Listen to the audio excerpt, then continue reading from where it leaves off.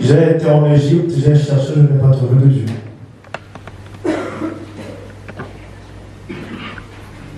Parce que l'Égypte n'a pas de véritable Dieu. L'Égypte n'a que de faux dieux. Alléluia.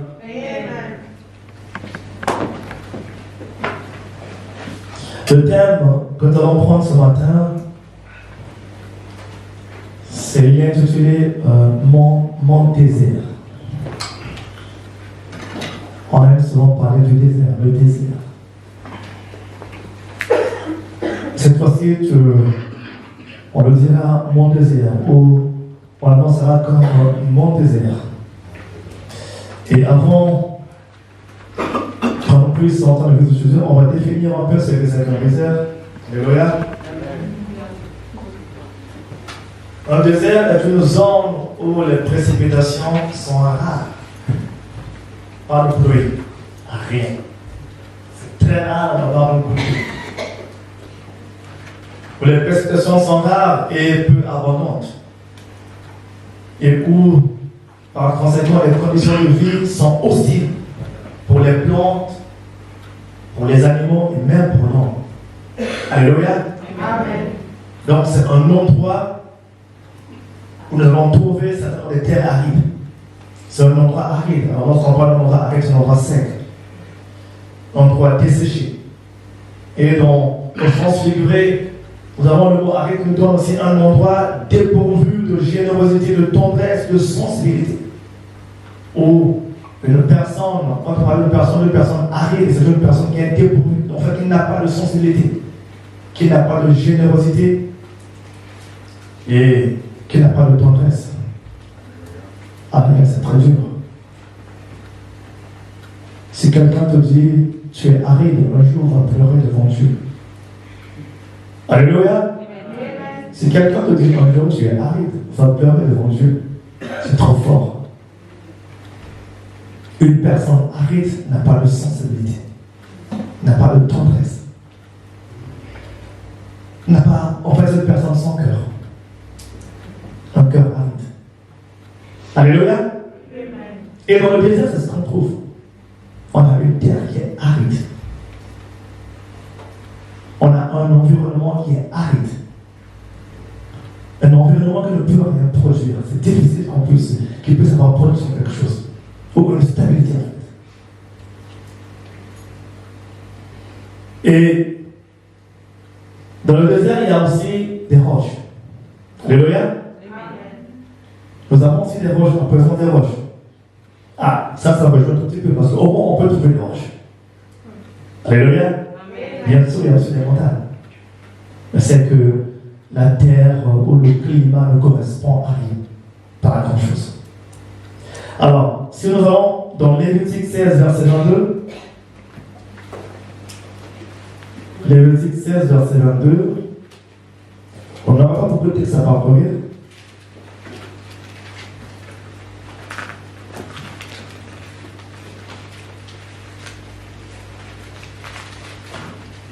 Là, c'est l'Éternel qui va donner leur fondation.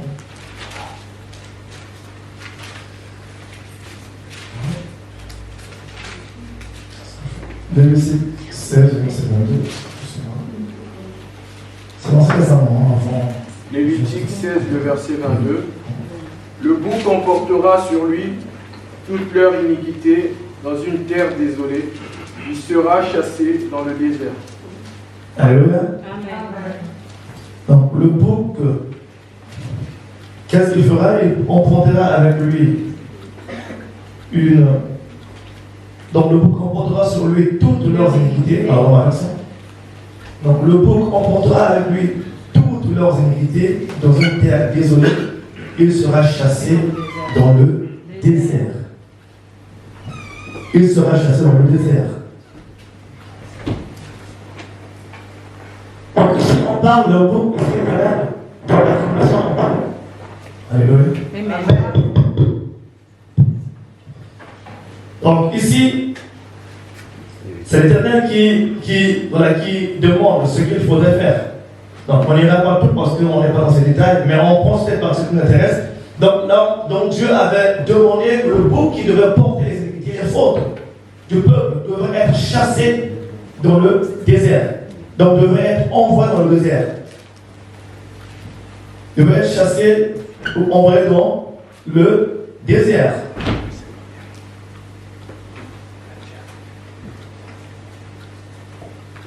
Et cela, quand on regarde, ceci en fait est très simple. Quand on regarde, parce que nous nous rendons compte qu'il y a des choses où Dieu faisait, alléluia, où Dieu fait, mais pour les faire, il faudrait qu'il puisse appliquer certaines choses encore par-dessus.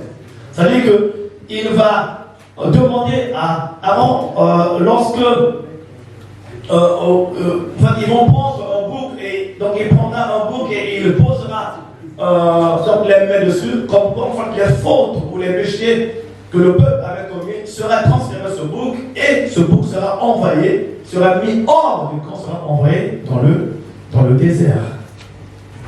Je me suis dit, ah tiens, pourquoi je mets dans le désert, il y a aussi quelque chose. Donc on envoie. Donc Dieu envoie, donc Dieu s'arrange à envoyer le bouc dans le désert. Et dans cette condition, on regarde que Dieu ne pouvait opérer comme cela. Alléluia. Donc c'est la condition qu'il avait imposée. Et c'était une condition qui était imposée par lui. Et non, ce n'est pas le bouc qui voulait, ce n'est pas Aaron qui voulait, mais c'est Dieu qui avait imposé cette condition. D'envoyer le bouc dans le désert, qui portera les fautes. Donc, si c'est pour comprendre, c'est pour autant dire que des fois, il y a des choses qui vont arriver dans la vie, mais c'est parce que Dieu t'oblige cette condition. Alléluia. Il y a des choses qui vont arriver dans la vie des fois, c'est parce que Dieu va t'obliger la condition. Donc, pour que tu puisses atteindre ce niveau, pour que tu puisses faire ceci, il faudrait passer par là. Et cela est très important. Et très souvent, nous avons du mal à l'accepter. Nous avons du mal à l'accepter. Et lorsque Dieu agit comme cela, c'est pour te faire comprendre quelque chose, c'est pour te faire comprendre une réalité par rapport à ton fonctionnement ou à comment est-ce que tu dois avancer avec lui. Alléluia. Amen. Exode 13, 18 nous dit aussi quelque chose. Je les énumère rapidement pour essayer de voir un petit peu différentes phases. La calcul. Exode 13, 18 nous parle du détour des enfants d'Israël lorsqu'ils vont faire le détour, lorsque Dieu va leur demander de faire un détour.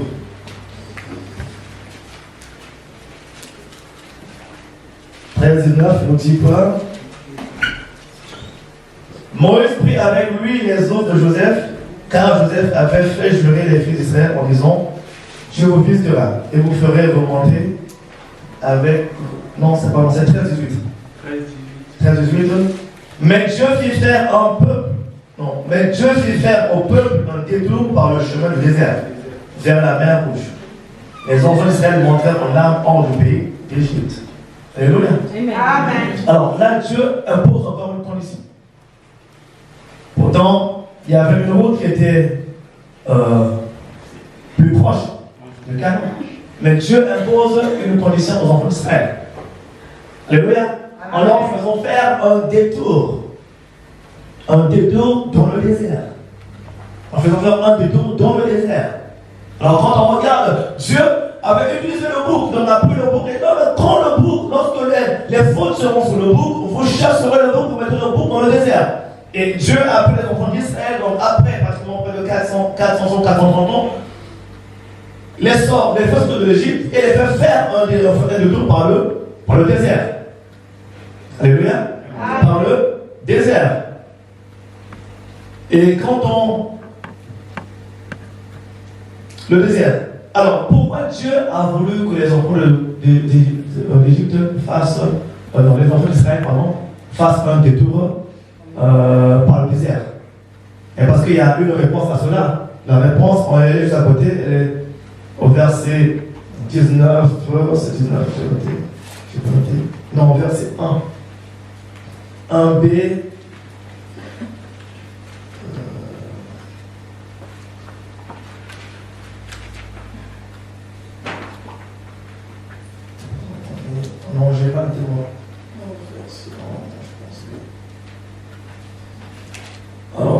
dessus, je pense que. Alors, c'est là où Dieu dit, en effet, parce que si le peuple retrouvait. Il est bon, c'est pas anglais. C'est 16, hein? Donc, si le peuple repartait, en fait, si le peuple passait par les combats, donc fort contre des combats, il pouvait avoir l'idée de regresser, de repartir dans l'Égypte. Et Dieu avait évité que le peuple puisse se retrouver confronté devant les combats, parce que devant les combats, le peuple n'était pas prêt, et il va faire un retour vers l'Égypte. Donc il y avait une chose qu'il évitait un peu. Voilà pourquoi il avait posé cette condition. Alléluia. Amen. Voilà pourquoi il avait posé cette condition. Et Dieu, des fois, les choses qu'il fera dans la vie de quelqu'un, ça, c'est pas pour te faire du mal, c'est pas pour. Amen, tu peux lire. Et un autre verset 17. Lorsque Pharaon laissa aller le peuple de Dieu, Dieu ne le conduisit point par le chemin du pays des Philistins, quoique le plus proche, car Dieu dit, le peuple pourrait se repentir en voyant la guerre et retourner en Égypte. Amen. Alléluia. Amen. Amen. Donc ici, le peuple pourrait se repentir. C'est-à-dire que on peut traduire comme le peuple pouvait avoir des regrets. Des regrets d'avoir emprunté ce chemin et par peur de la bataille et repousser chemin. Alléluia. C'est ce que Dieu voulait éviter. Et des fois, c'est la condition parfois que Dieu évite dans notre vie, afin que nous ne puissions pas repartir vers le monde, nous ne puissions pas repartir vers l'Égypte, mais que nous puissions avancer avec lui autrement. Amen.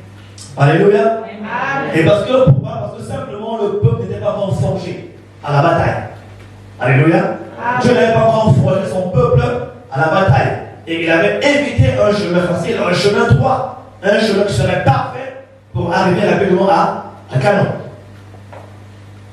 À Canaan. Et ça, c'est selon le plan de Dieu. Et très souvent, le désert, ce qu'on demande à savoir, souvent nous prenons le désert comme autre chose. Dans notre traduction, le désert en réalité ce n'est pas les combats que nous vivons. Alléluia. Amen. Le désert en réalité n'est pas les problèmes que nous traversons, la difficulté que nous pouvons avoir. Alléluia. Amen. Et très souvent c'est ce qu'on a l'entend penser. Mais en parcourant la parole de Dieu, je me suis rendu compte qu'il y a quelque chose dans le désert que Dieu veut exprimer, ou Dieu exprime, du désert. Où il y a une autre compréhension de face du désert que des fois nous ne comprenons pas.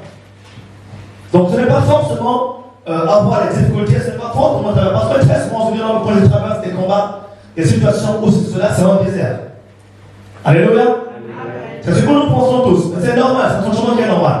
On va se dire que bon, je traverse des situations, j'ai des problèmes, ceci, alors sûrement, moi, Dieu m'a des problèmes. Non, c'est pas forcément cela. Alléluia. Mais Dieu trace un désert pour un but précis et pour un rôle qui est particulier, un rôle qui est différent, qui n'est pas comparable à nos soucis, qui n'est pas comparable à nos problèmes, qui n'est pas comparable à nos difficultés, mais encore une profondeur en cela. Et pourquoi? Parce que simplement, les choses que nous pouvons vivre dans une vie, les difficultés, les situations, ou toutes ces choses, les épreuves, bien comment, ce que nous vivons, nous en dirons, les non-chrétiens peuvent aussi les vivre. Alléluia. Dans le monde, ils vivent les mêmes choses. Dans le monde, ils vivent les mêmes choses. Et les chrétiens également vivent les mêmes choses. Alléluia. Alléluia. Et là, c'est au 1. Donc, au 2, le désert n'est pas fait pour les non-chrétiens. Alléluia. Amen. Le désert n'est pas fait pour les non-chrétiens ou pour les païens, ou pour ceux qui ne connaissent pas Dieu. Mais le désert est fait parce que, simplement, ils ne peuvent pas supporter le désert. Alléluia. Ils ne peuvent pas supporter le désert. Écoutez bien, les Égyptiens ne peuvent pas supporter le désert. Ils ne pouvaient pas tenir longtemps dans le désert. Donc, le monde ne peut pas tenir longtemps dans le désert. Ce n'est pas possible. Parce que pour tenir dans un désert, pour y traverser, pour y entrer, même pour entrer dans le désert, il faudrait que Dieu puisse l'accompagner. Amen. Alléluia. Amen. Je ne sais pas si vous me faites comprendre. Le désert n'est pas la difficulté que nous vivons, ou le problème que nous vivons, ou la situation que nous vivons. Mais le désert, c'est un mode de vie. Le désert est une transformation. Amen. Le désert est une vie. Amen. Alléluia. Amen. Le désert est une vie. Ce n'est pas la difficulté que nous avons. Longtemps, on a compris un désert comme difficulté, comme problème. Mais j'étais en prière et je priais pour un problème et le Seigneur m'a fait comprendre un désert autrement que comme je le voyais avant. Et comme je le voyais avant. Avant, je pensais que le désert était un problème. Ce que je traverse, ce que je vis. C'est preuve qu'aujourd'hui, on revient comment? Ça peut être similaire, mais c'est plus profond que ça. C'est plus profond que ça. Parce que le désert, ce n'est pas n'importe qui peut supporter un désert que l'on traverse. Je reviens encore. Le païen ne peut pas supporter le désert de Dieu. Ce n'est pas possible. Mais le désert ne peut qu'être supporté par les enfants d'Israël. Alléluia. Amen. Le désert ne peut qu'être supporté par les enfants d'Israël. Donc le désert ne peut qu'être supporté par un chrétien. Amen. Et le désert est pour celui qui accepte Christ comme Seigneur et Sauveur. Non celui qui regarde Christ à la croix.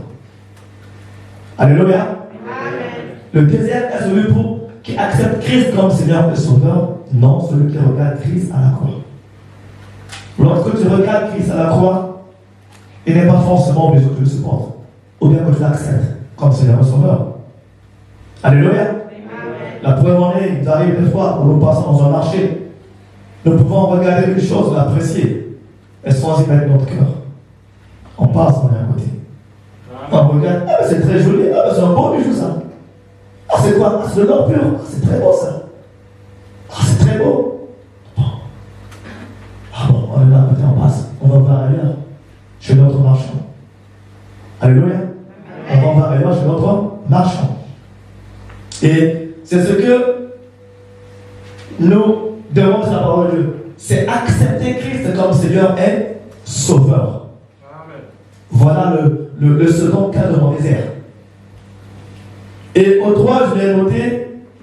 Pardon, toujours au 2. Donc, l'accepter comme Seigneur et Sauveur.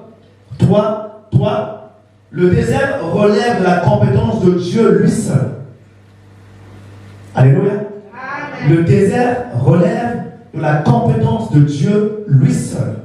Amen. Il n'y a que Dieu qui est capable de te faire entrer dans un désert. Il n'y a que Dieu qui est capable de te faire sortir d'un désert. Alléluia. Alléluia. Amen. Parce que le désert est le plan de Dieu. C'est son plan à lui.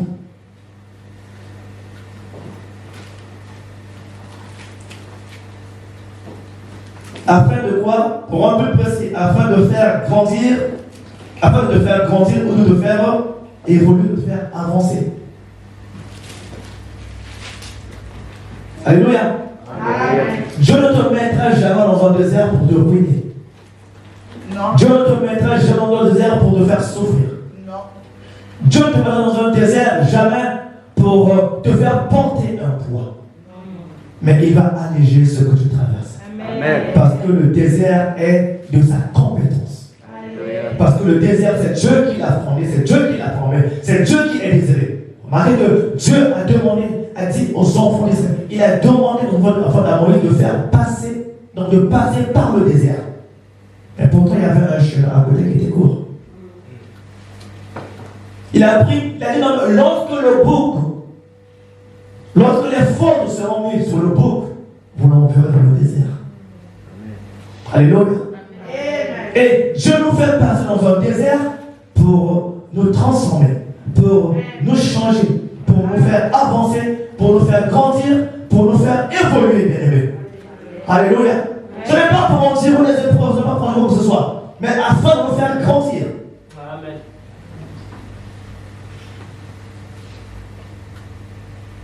Cela est une vision des choses.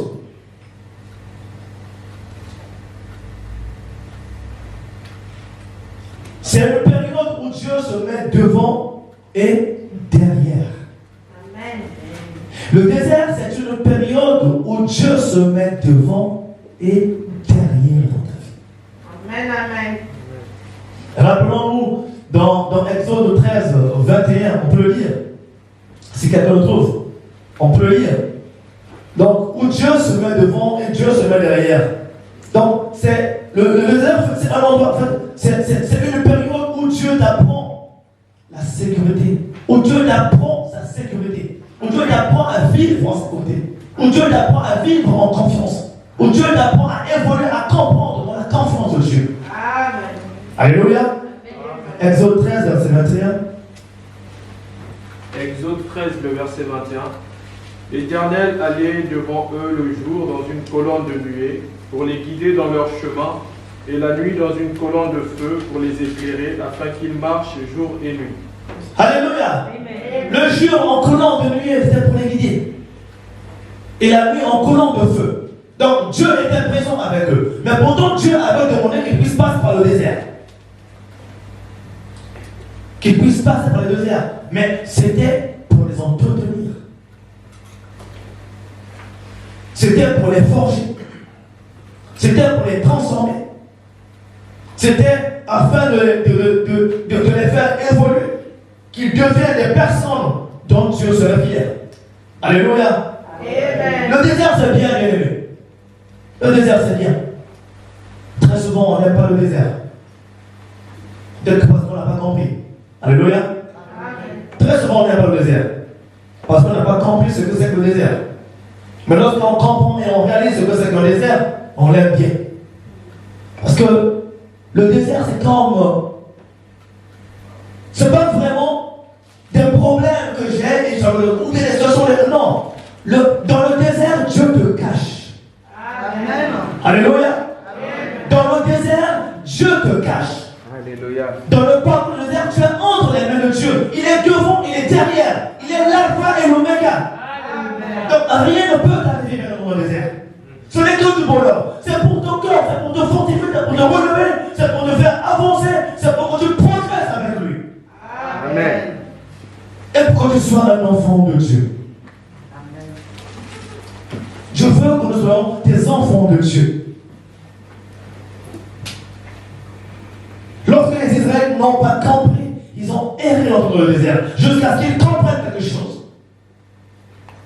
Et une grande partie de la génération en est morte, sans rester, parce qu'ils n'ont rien compris au désert. Ils pensaient que Dieu les envoyait pour les faire mourir. Non, non, non. Pour les ruiner, non, bien aimé. Ils n'avaient rien compris. Amen. Ils n'avaient rien compris. Mais Dieu te met là pour te fortifier.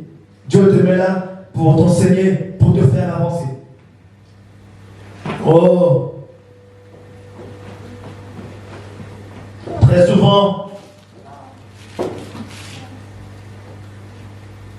le désert nous apprend beaucoup de choses. Le désert, c'est bien.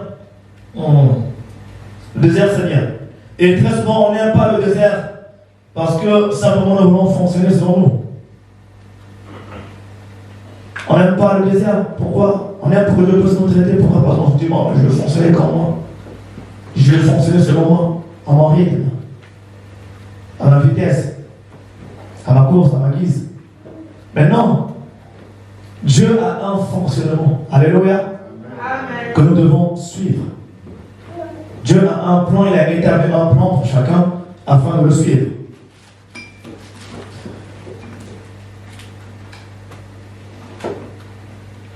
Matthieu 7, Matthieu 11, verset 7 à 8. On va prendre verset 7, 8.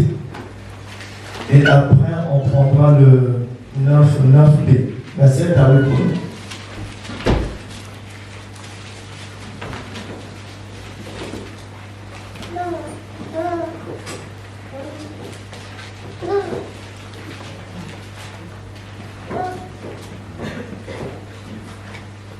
Alléluia. Amen. Matthieu 11, 7, 8. Matthieu 11, verset 7, 8, dis-nous nom du Seigneur. Comme ils s'en allaient, Jésus s'est mis à dire à la foule, au sujet des gens, qu'êtes-vous allé voir au désert? Un roseau agité par le vent? Mais qu'êtes-vous allé voir? Un homme vêtu d'habits précieux? Voici ceux qui portent des habits précieux sont dans leur maison des rois. Amen. Alléluia. Voici ceux qui portent les habits précieux sont dans les maisons des rois. Et Jésus demandait. Il demandait à la foule, sur les gens, qu'êtes-vous allé voir dans le désert? Vous êtes allé voir quoi dans le désert? Ça, c'est Jésus qui pose la question. Alléluia. Il pose la question. Donc, lorsqu'on parle de la sortie des enfants d'Israël dans le désert, toutes ces années passées, Dieu enfin vient poser la question quand Jésus vient. Il dit, mais vous êtes allé voir quoi dans le désert? Et très souvent, j'aimerais poser la question à quelqu'un, qu'es-tu allé voir dans le désert? Alléluia. Amen. Qu'est-ce que tu vois dans le désert? Tes problèmes, tes situations, ce que tu endures, ce que tu traverses. Mais qu'es-tu allé voir dans le désert? Est-ce que tu as campé réellement dans le désert? Amen. Est-ce que je comprends en désert réellement qu'est-ce qu'il est? Les enfants d'Israël sont allés voir dans le désert. Ah, la souffrance. Ah, les épreuves. Et Christ demande, mais qu'êtes-vous allé voir dans le désert? Un roseau qui s'agitait? Un homme habillé? Vêtu? Mais quoi? Alléluia. Amen. Et lui-même, il répond au verset 9b. Et dit, oui, vous dites, et plus qu'un prophète. Au 9, il dit, qu'êtes-vous donc allé voir? Un prophète? Jésus répond en disant, oui, vous dis-je, et plus qu'un prophète. Amen.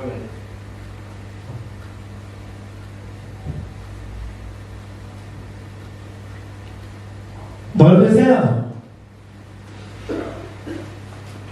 Dieu parle. Amen. Dans le désert, Dieu t'entretient. Amen. Dans le désert, si tu vas voir le problème que tu as, la situation que tu as et que tu penses dans le désert, tu risques de passer à côté de ne pas comprendre réellement ce que Dieu veut dans ce désert et ce que Dieu veut pour toi.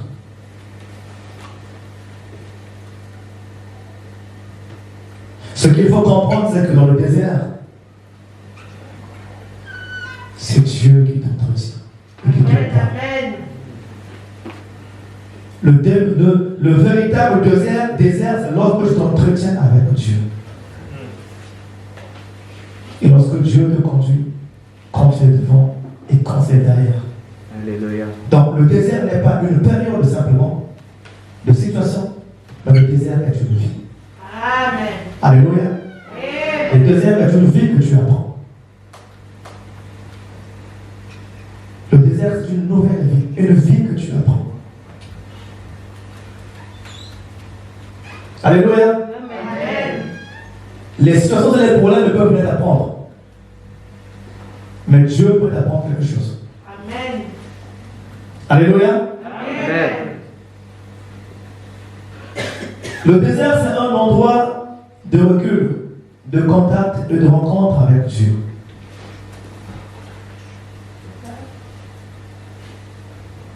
Dieu se révèle dans le désert. C'est là qu'il donne la main. Alléluia. Amen. Souvenez-vous, c'est dans le désert qu'il donne la main. C'est là qu'il crée un chemin pour toi. Alléluia. Amen.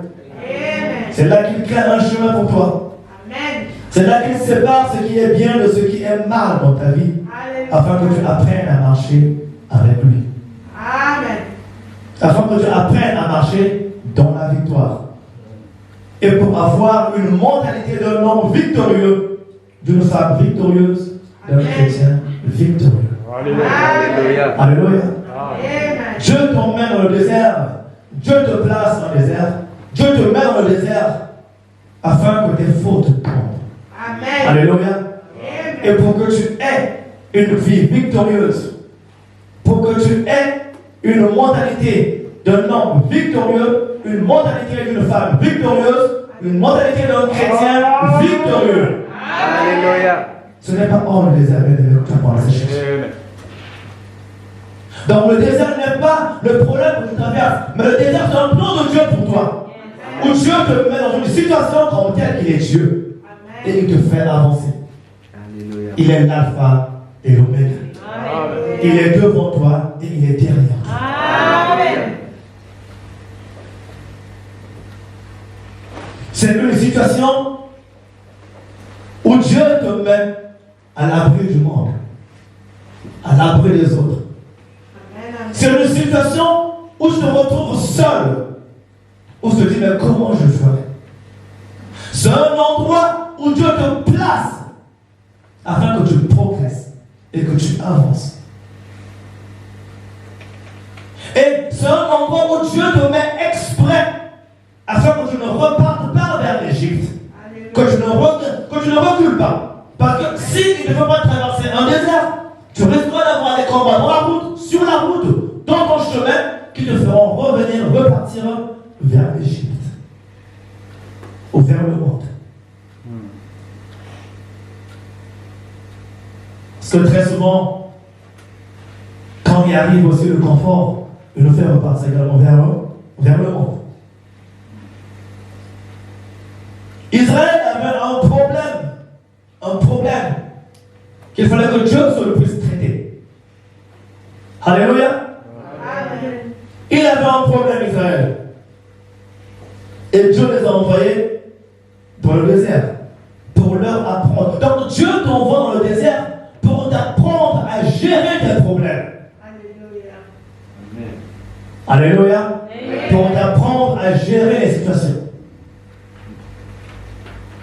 Pour t'apprendre à gérer la difficulté. Alléluia. Amen. Donc le désert n'est pas une source de problèmes ou une source d'épreuves. Mais c'est pour t'apprendre plutôt à gérer ces épreuves-là et ces situations. Amen. Voilà pourquoi Dieu te place là. Parce que si Dieu sait que s'il ne crée pas un désert pour toi, les choses n'avanceront pas. Et rien ne se fera. Et Dieu t'envoie dans le désert pour aussi un but qui est principal, afin que tu croises le rocher. Alléluia. Alléluia. Alléluia. Afin que tu croises le rocher. Parce que dans le désert, tu chercheras le rocher, bien-aimé. Afin que tu croises le rocher. Et que tu boives de l'eau. Amen. De l'eau du rocher. Alléluia. Alléluia. Amen. Est-ce que quelqu'un veut-il boire l'eau du rocher ici? Amen. Est-ce que quelqu'un veut-il boire de l'eau du rocher? Amen. Si tu veux boire l'eau du rocher, va dans le désert. Alléluia. Alléluia. Amen. Ce n'est pas le problème que tu traverses la situation. Non, ça c'est un problème de situation. Mais le désert, c'est autre chose que ça. C'est plus que ça, bien aimé. Le désert, c'est un mode de vie, c'est une mentalité, c'est une vie. Alléluia. Le désert, c'est une transformation. Amen. Le désert, ce n'est pas le problème que je traverse. Alléluia. Amen. Parce que la situation que je vis, même le monde a le même problème. Alléluia. Mais le désert, c'est un renouvellement de mentalité. Un changement de mentalité. Amen. Qu'il devra la force d'affronter le problème, même tu vas complètement dans le monde. Alléluia. Amen. Aujourd'hui, je prends l'exemple, je peux avoir un problème, ah tiens, mais je ne travaille pas, ah non, j'ai plus de travail, et je cherche le travail. Je peux dire, ah bon, voilà, Dieu m'a à l'épreuve, ou peut-être que c'est un désert pour moi, ou je peux vivre une situation peut-être que je traverse. Je me dis, ah bah, Dieu m'a à l'épreuve, c'est un problème pour moi. Non, ce n'est pas ça le problème. Le désert, c'est un endroit où Dieu te met, qui est à part ton problème, mais où Dieu te traite, te transforme, afin que tu puisses supporter ce problème-là. Amen. Et que tu puisses être victorieux ou victorieuse par rapport à ce problème. c'est un changement, bien-aimé. C'est une vie nouvelle. Le désert, c'est aller vers le rocher. Alléluia. Amen. C'est aller vers le rocher. Les enfants d'Israël, il fallait que Dieu puisse leur montrer le rocher. Puisse demander à Moïse de parler au rocher. Alléluia. Amen. Mais pour toi et moi, le rocher est présent par lui. Parce que le rocher, c'est Christ. Alléluia.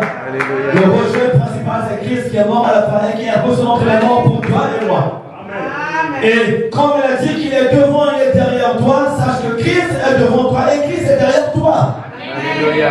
Que tu sois dans le désert, bien-aimé, sache que Dieu est là, il est présent. Alléluia. Dieu est présent. Amen. Dieu est présent.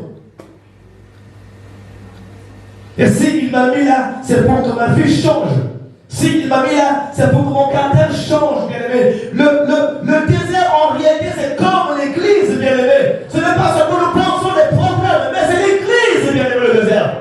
Alléluia. Alléluia. Le désert, c'est l'église. Où Dieu te forme, où Dieu te forge, où Dieu te transforme, où Dieu te change. Afin que lorsque tu iras, lorsque tu seras à l'extérieur, que tu puisses supporter les problèmes et les situations que tu vas traverser. Amen. Et l'église est une mentalité que Dieu forge. Des enfants de Dieu. Alléluia. Être un enfant de Dieu, c'est une mentalité. Être un enfant de Dieu, c'est une vie. Être un enfant de Dieu, c'est une transformation. Amen.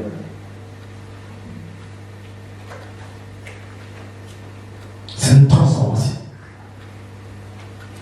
Et dans le désert,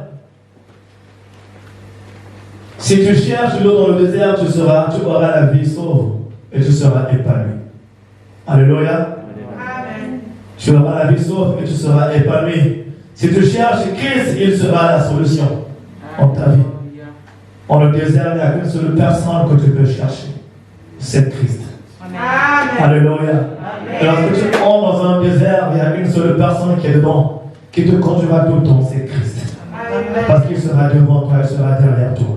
Et tout ce que tu traverseras dans ta vie, il sera devant toi et derrière toi. Et quand tu es même combien à l'extérieur du désert, tu vas affronter et tu vas supporter les problèmes de la situation, bien-aimée. Alors pourquoi, quand les enfants d'Israël sont sortis du désert, ils ont été, ceux qui sont sortis étaient transformés, bien-aimés. Ceux qui sont sortis étaient forgés.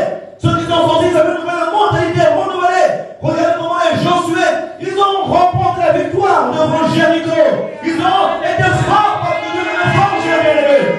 Le désert est une vie. C'est comme un enfant de Dieu, un chrétien, quand tu vas à l'église, bien-aimé. C'est un désert où tu te forges. Quand tu sortiras, tu vas vaincre le monde. Quand tu sortiras, tu vas vaincre le monde. Et le monde sera sous tes pieds. Parce que tu as vaincu avec Christ. Et parce que Christ a vaincu davantage pour toi. Et parce que tu as la victoire, parce que tu es victorieux, tu as vaincu le monde, bien-aimé. Un profond désert. Mon désert à moi. Oh bien-aimé, j'aime mon désert. J'aime mon désert parce que c'est là où Dieu me forge, bien-aimé. J'aime mon désert parce que c'est l'église, c'est là où Dieu me retrouve. C'est là où Christ a voulu que je sois. Et nous sommes là, bien-aimé. C'est là où Dieu transforme nos vies. C'est là où Dieu change nos vies. Ce n'est pas un lieu de pleurs. Ce n'est pas un lieu de pleurs, bien-aimé. Dans le désert, ils n'ont pas compris. Dieu leur a envoyé la manne. Ils ont mangé la manne après. Oh, manne, on est fatigué. Ils ne comprennent toujours rien, bien-aimé. Ils ne comprennent toujours rien, les enfants d'Israël. Rien. Dieu a tout fait devant eux. Il a séparé la mer rouge en deux. Ils n'ont rien compris. Ils n'ont rien compris. Mais Dieu a dit, je changerai maintenant ce désert. Ce désert sera mon église. Amen. Alléluia. Amen. Ce désert sera avec Christ. Alléluia. En réalité, c'est Christ qui est le désert pour nous, bien-aimés. Alléluia. Tu ne vis pas un désert, mais tu vis Christ parce que Christ est avec toi, parce que Christ est en toi. Et Christ est ton désert, parce qu'il est l'alpha et l'oméga, le commencement et la fin de ton désert, bien-aimé. Amen. C'est une vie, bien-aimé. C'est une transformation. sens un changement.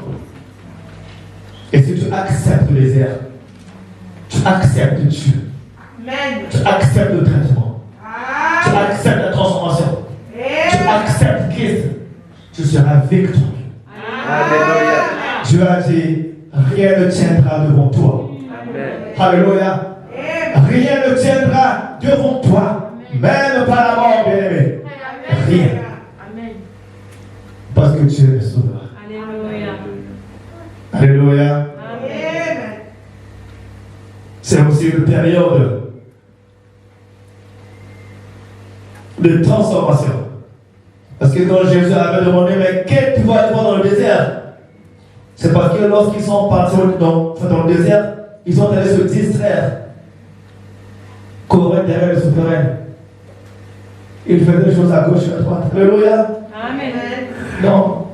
Dans le désert, tu vas pour jeûner. Alléluia. Dans le désert, tu vas pour prier. Dans le désert, tu vas pour écouter la parole de Christ. Afin que tu deviennes meilleur dans ta marche avec Dieu et avec les hommes. Alléluia. Amen. Le désert, c'est toute une vie. Alléluia. C'est toute une vie renouvelée, transformée, changée. C'est une vie de victoire. C'est une vie de victoire. Le désert, c'est une période de transformation, de transfiguration, d'évolution. Même des ennemis diront, on ne le reconnaît plus. Alléluia. Amen. Même des ennemis diront, on ne le reconnaît plus. On ne le reconnaît plus. Parce qu'il n'y a que Christ qui sera en toi et avec toi. Alléluia. Aide-moi, Seigneur, à tenir mes mains dans le désert. Et que je comprenne ce que tu veux me dire, Seigneur. Que je ne sois pas distrait.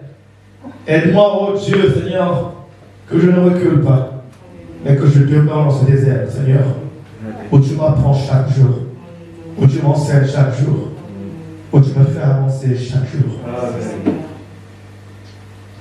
Alors, Matthieu 4, verset 1 dit, alors Jésus fut emmené par l'Esprit dans le désert pour être tenté par le diable. Alléluia. Amen. Jésus n'avait pas un problème. Jésus n'avait pas une situation. Jésus ne traversait pas. Non, mais Jésus fut emmené par l'Esprit de Dieu, par le Saint-Esprit de Dieu, afin qu'il fût tenté dans le désert. Donc Dieu t'emmène dans le désert pour un but bien précis. Amen. Pour un plan qu'il a tracé lui. Alléluia. Que toi et moi n'a pas tracé. Que toi et moi ne connaissons pas. Mais pour un but principal, le but de Dieu. Et ce que Dieu veut. Et il n'y a que Dieu seul qui connaît réellement le désert que tu traverseras. Et ce qu'il mettra en toi. Et ce qu'il fera pour toi. Parce qu'il est Seigneur, parce qu'il est souverain. Et contrairement à ce que nous pensons. Alléluia. Et Dieu a dit, résistez au diable et il fuira loin de vous. Résistez au diable et il fuira loin de vous. Résistez au diable et il fuira loin de vous. Le désert, c'est une vie. Amen. Que Dieu nous bénisse.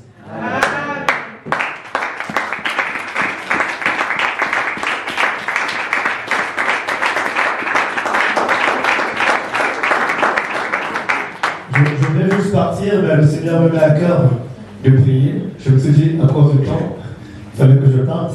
Alléluia, on va prier ensemble. Amen. Alléluia.